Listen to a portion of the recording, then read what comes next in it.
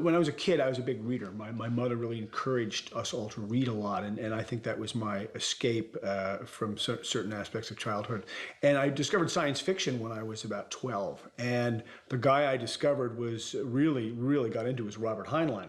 And I read a bunch of, and Robert Heinlein had a series of books called his Juveniles, which were, science fiction books about, kids my age when I read them. And they were great, and I remember I was about 13, I think, and I read Starship Troopers, which was the last of his Juveniles. I didn't know it at the time, and of course, it was immediately my favorite book. It was different from the other Juveniles. It was kind of thought-provoking, and it had these very cool ideas about big action scene, space battles and stuff like that. Now, Starship Troopers is very popular in Japan, and I think because of the Paratsu, because it was depicted for the first time in the Japanese translation of the novel and became a hot thing in Japan. もう本当に最初は僕が、18歳の時、17歳かな、高校生の時ですね、本屋さんで、その頃初めて出た SF 小説の、日本語で言うと「宇宙の戦士」っていうタイトルの本があって、その表紙にパワードスーツが壊れたパワードスーツとその脱出スポットが上がっていく絵があったんですね。でその絵を見て手に取ってみて、で中をパラパラっとめくると、でそれで、その頃までそのパワードスーツっていう概念自体があんまり日本でも知られてなかったし、アニメの中でもやっぱ大きな巨大ロボットがいっぱいあったんですけど、人が着るメカスーツっていうのは全く僕にとっても新しいイメージだったんで、ちょっとそれに対してなんかすごい衝撃を受けまして、でその本を持って買って帰って本を読んで、本を読むというよりはまずそのイラストを一生懸命眺めて、すごいなと思ってですね、やっぱちょっと僕にとってはすごい衝撃だったんですね。What's really great about Starship Troopers, going all the way back to the book, is I'd never read a book like that before. I never read a science fiction book before that was just a full-on battle, and there's nobody that read the sequence at the very beginning where Johnny Rico's doing his drop. They could read that didn't have their mind grabbed. Nobody thought of that before. They have to remember this was the 50s, and nobody was writing about what it was going to be like to drop on an alien planet and fight, horrible bugs, and how a drop would have to work. You had this counterpoint of unbelievably cool, revolutionary, breathtaking action stuff that Heinlein wrote really well. And the thing everybody forgets about Robert Heinlein is he's a shockingly good writer. And this is the counterpoint with Heinlein, is he was also a shockingly good thinker. So you have this great war story where you actually care about what happens to the people. You're fighting cool enemies. We all forget that this was in a world before Star Wars and before Star Trek and before all the stuff that we're used to. And frankly, we wouldn't be able to do what we're doing now if Robert Heinlein hadn't been pioneering that stuff. その後やっぱり大学生になって、それをきっかけに自分でもメカとかすごい描くようになりまして、でそれまで実は日本のアニメに出てくる巨大ロボットってなんか子供のものだと思ってて、ちょっとバカにしてたところがありまして、でパワースーツを見たことによって、これはすごいリアルなものだというイメージを持って、それは公式に発表されてるんですけど、でそういったことからやっぱりロボットって面白いなって、パワースーツっていう切り口によって僕はすごく人型をしたメカスーツっていうものに対して非常に興味を持って。I was first exposed to Starship Troopers when I read the novel by Robert Heinlein when I was about 12 years old. Then when I got an opportunity to read for Starship Troopers, the film that Ed Newmeyer wrote and Paul Verhoeven was directing, I was just so excited because I was like, oh wow, look, I started reading the script and I thought, wow, I cannot believe that I grasped these concepts when I was 12 years old. And I looked at this script that was so full of this wonderful, dark, sick sense of humor, and I thought, oh, this is just amazing. Then I reread the book for the film when I got it, and it was, I realized that it wasn't the sense of humor that I liked. It was the power suits. So when we shot Starship Troopers, I was like, where are the power suits? Why aren't we shooting the power suits? And they explained they couldn't use them because it was going to end up looking like a flea circus with the technology they had back then. So when I got an opportunity to do Starship Troopers 3 with Ed Neumeyer directing, he said he's going to put the power suits in, and they were in a limited form in that film, but it was a thrill because it was like a chance to tie in the book more with the movie.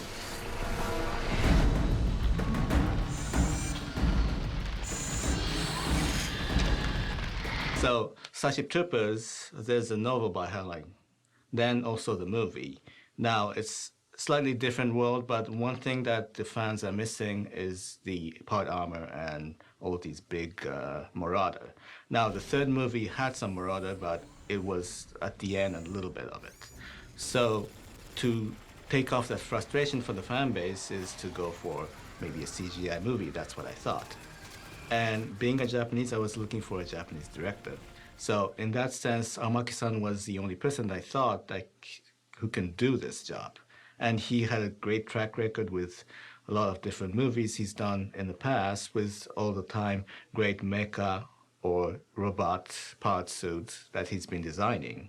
まあそうやってなんていうのかな、まあ、パワースーツが好きでたまらないんでそういうのばっかりデザインしてそういう作品ばっかり作ってきたわけですね。でその、集大成でやっと最初に本でそのデザインを見てからそうですね、まあ、30年以上経って今やっとっていうか、まあ、こういうチャンスに恵まれてスターシップルーパーズの今回だからこの映画を作ろうって思った時にやっぱり自分としてはどうすべきかっていうことで一つはやっぱりその昔から大好きだったその小説のイメージっていうのをなんとかこうもっとパワースーツを含めた表現も含めてできるだけこう原作ファンにもまあ自分はもう原作ファンですからそういった人が満足できる映画っていう方向で一つ大きく考えてそれとやっぱり今なんていうのかな映画でポール・バーホーベンが描いたスターシップルーパーズのこう強烈なイメージバグとかその戦闘シーンのリアルなところとかっていうのをうまくミックスしてでさらに新しい新しいイメージのパワースーツとかいろんなアクション描写を入れることによって新しいこうスターシップルーパーズのファンがみんなこれを待ってたんだと思えるような作品にできるように、まあ、自分自身が一番待ってたんでそういったものに自分が自身が一番見たいものっていう形で今回、作ってみました。はい。Get to the airlock. The main reason I think that the Starship is perfect for animation is that you can do things you simply cannot afford to do, or very little in live action. But Japanese animation in particular really reflects the tone, the violence, the sort of more adult nature of Starship as an action franchise. And I also just think it's nice to see it as it appears in different ways. Also, to my understanding of it, I mean, Japanese animation has been playing around with mechanized suits, spaceships, with all sorts of stuff for years and years and years. So I would say the talent pool is there to do this very well. The most interesting thing that I think we can do for fans right now, or I think we've done here, is that we have actually really sort of manifested the power armor, the Marauder suits as they are in the book, with all the promise of them, as big military weapon systems. And as I've said in this interview and probably too many others, we just simply could not afford to do that in any of the other movies, and that's something that Starship Troopers Invasion can do very well.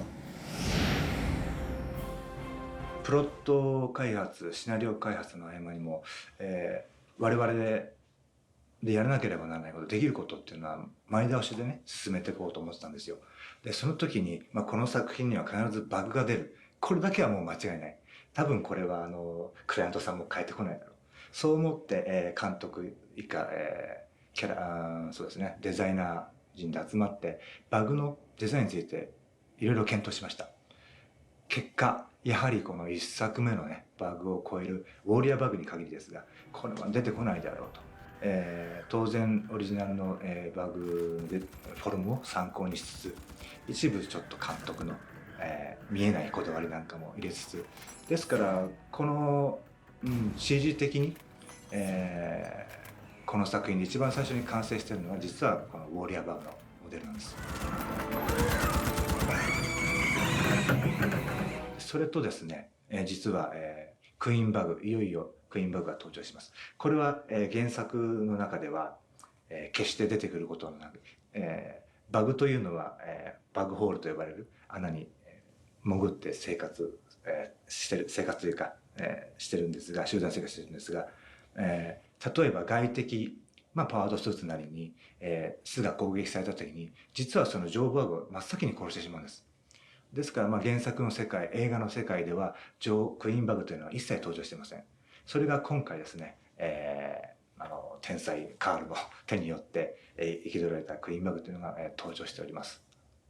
でこれがCGI で、表現するにあたり、やはりその巨大さ、そして、バグ特有の、人間をもコントロールしようとする知能の高さ、それが今回は、宇宙船を丸ごとコントロールしてしまいますので、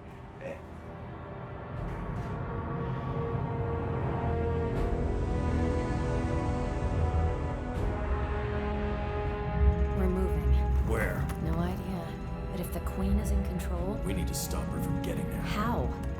Back to the engine room. Shut him down. Negative. Not enough soldiers or ammo. Yeah, the one thing that's really fun about Starship Troopers is, where else do you just get to kill bugs other than video games? There's something fun about just killing these bugs. What we wanted to do with the bugs is it has occurred to us that everything evolves.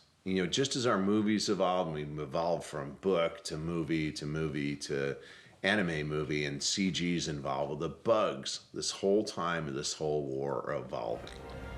And what I thought would be a lot of fun is to say, what happens if we find out the bugs are just as smart as we are? That's always been the implication of Starship Troopers. So what happens if this whole story is about Carl Jenkins sets a series of events in motion by doing these experiments where he thinks he's hacking the bugs, and they're in fact hacking him, and they're fooling him. It's a deception operation into smuggling him into a ship so they can take over the ship, take control of the ship, and use the ship as a Trojan horse to invade Earth. That was our whole premise. And what nobody had really dealt with in this franchise is, what if the Queen Bug is just as smart as we are? Doherty. And of course, the big surprise in that was going to turn out to be that Carl wasn't as duped and dumb as he appeared to be. Surrender Jenkins to us, and we will let you live. They fear me. Maybe they just think you're an asshole. Fuck off. Then you die. What we wanted to do in terms of storytelling in this movie was that we wanted to be able to do our own version of Starship Troopers. But at the same time, we did not want to betray expectations of the fans of the book, as well as fans of the films. Well, that is also because of the fact that all of us involved were fans of the book and also fans of the movie. ですね、今回のやっぱりさっき話したように、映画でスターシップトルーパーズを知った人もいるし、小説としてもすごい支持されているものなんで、僕が実際そういう立ち位置の人間なので、その映画を見てる人が当然ジョニー・リコとかカルメンとかそういうメインの登場人物いますね。原作にも出てくるんですけど、どちらも知ってる人がなんていうのかな、ちゃんと、彼も出てくるねとか、リコがちゃんとまた活躍するんだとかっていうような作品として原作からでも入れるし、映画を見ててもちょっと顔は印象が違うけどカルメンも出てくるし、リコも出てくるしっていうところでうまく入り込めるように、いろんな人がいろんなルートでスターシップトルーパーを知った人がちゃんとなんていうのかな、違和感なくストーリーに入れるような構造にしといた方がみんな満足ができるかなと、自分自身がそういうふうに、のを期待してますんで、そこはうまくその映画の世界観と小説の世界観というのをミクチャーして、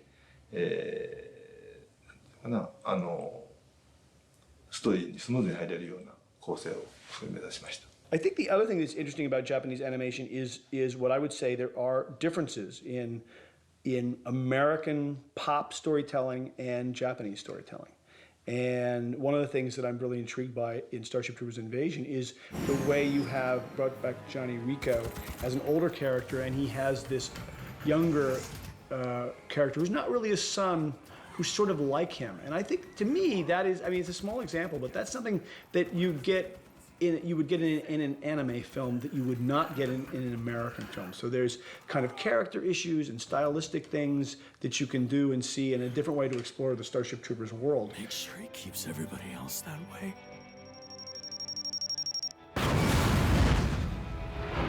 What we wanted to do is we wanted to bring a little bit of the books, a little bit of the movies, and now you take some of the stuff stylistically the games are doing. I mean, we wanted a movie that reflected how media has changed. Now, anime is a huge part of it. You know, all these cultures are now sort of infusing and infecting each other. We're digging into games, we're digging into movies, we're digging back into the old, the Robert Heinlein book, and also, frankly, the world's experiences in the modern military environment. And we kind of now add it all up to hopefully something that's better than the sum of the parts.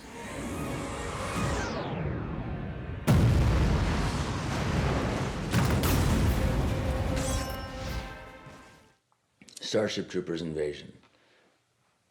We have the power armor, and we have the heavy armor. We have what everyone wanted from the book put into the film.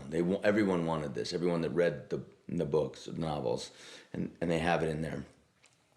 And they've done it in such a nice way. This way, they've tied it in not only to the novel, but they've also tied it in, combining it with the film. So there's a huge payoff. There's a huge respect to both the Heinlein and Heinlein fans from the novel and the Starship Troopers Sony fans. We have all the people that love the films. This is a tie-in for all of them. There's a huge compliment. I don't think there's a letdown at all. I think this is something that people are going to really enjoy.